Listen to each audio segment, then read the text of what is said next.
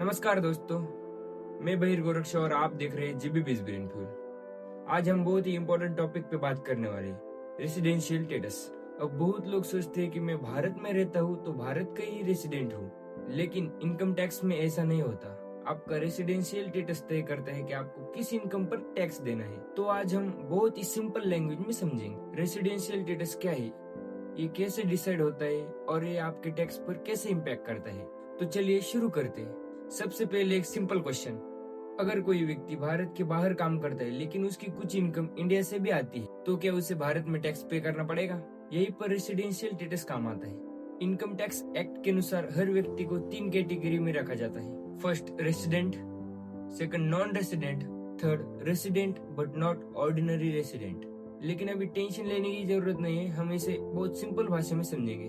अब सबसे important question, किसी व्यक्ति को रेसिडेंट कब माना जाता है? इनकम टैक्स के अनुसार कोई व्यक्ति इंडिया में 182 डेज या उससे ज्यादा रहता है एक फाइनेंशियल ईयर में, तो उसे रेसिडेंट माना जाता है। लेकिन एक दूसरा रूल भी है, अगर कोई व्यक्ति इंडिया में 60 डेज से ज्यादा रहा है उस ईयर में और पिछले 4 सालों में 365 डेज से ज्यादा रहा हो, तो भी वह रेसिडेंट बन सकता है। इसलिए सिर्फ मैं इंडिया में रहता हूँ इतना बोलना काफी नहीं है, डेज का कैलकुलेशन भी देखना पड़ता है। अब मान लीजिए कोई व्यक्ति दुबई, सिंगापुर या यूएस में जॉब करता है और साल में बहुत कम समय इंडिया आता है। अगर वो रेसिडेंट बनने के रूल्स नहीं फॉलो करता है तो वो नॉन रेसिडेंट कहा जाता है। सिंपल लैंग्वेज में जो रेसिडेंट की कैटेगरी कंप्लीट नहीं करता वो नॉन रेसिडेंट कहा जाता है। अब उससे important part, residential status decide करता है कि उसकी कौन सी इनकम पे टैक्स देना पड़ेगा। चलो इसे एग्जाम्पल से समझते हैं। फर्स्ट रेसिडेंट का एग्जाम्पल लेते हैं। अगर आप रेसिडेंट है तो आपकी वर्ल्ड वाइज इनकम इंडिया में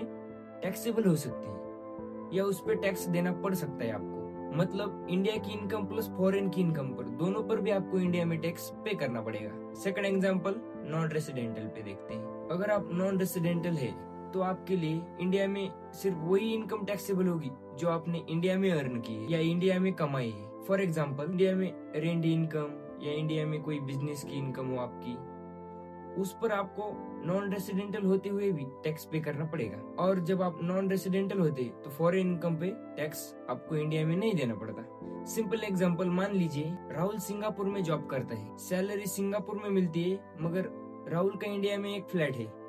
अब क्या होगा, अगर राहुल नॉन रेसिडेंशियल है तो इंडिया में सिर्फ उसको फ्लैट का रेंट पर टैक्स पे करना पड़ेगा। तो दोस्तों हमने समझा रेसिडेंशियल स्टेटस क्या होता है, रेसिडेंट और नॉन रेसिडेंट कौन होते हैं और ये टैक्स पे कैसे इम्पैक्ट करते हैं। इनकम टैक्स में कई बार लोग गलत कैलकुलेशन करते हैं और टैक्स भरते समय प्रॉब्लम में आ जाते हैं। इसलिए रेसिडेंशियल स्टेटस को सही मायने में समझना बहुत जरूरी है। अगर आपको वीडियो यूजफुल लगी तो वीडियो को लाइक और शेयर कर लेना और ऐसे ही सिंपल टैक्सेशन वीडियोज के लिए चैनल को सब्सक्राइब जरूर करना। और अगर आपको कोई डाउट है तो कमेंट में डाल देना। Thank you.